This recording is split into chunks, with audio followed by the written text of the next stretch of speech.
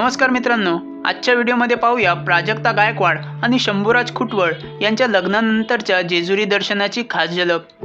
2 डिसेंबर रोजी प्राजक्ता गायकवाड आणि शंभूराज खुटवळ यांचा थाटामाटात विवाह सोहळा पार पडला। लग्नाचे फोटो आणि व्हिडिओ सोशल मीडियावर मोठ्या प्रमाणात शेअर होत आहेत। लग्नाच्या दुसऱ्या दिवशी म्हणजेच 3 डिसेंबरला नवदाम्पत्याने जेजुरी येथील खंडोबाचे दर्शन घेतले।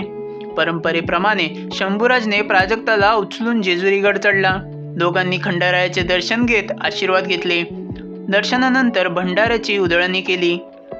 प्राजक्ताने पिवळ्या रंगाची साडी नेसली होती, तर शंभूराजने पांढरा कुर्ता पायजामा परिधान केला होता। मंदिर परिसरातील त्यांचा व्हिडिओ सोशल मीडियावर व्हायरल होत आहे। स्वराज्य रक्षक संभाजी या मालिकेमुळे प्राजक्ता घराघरात पोचली।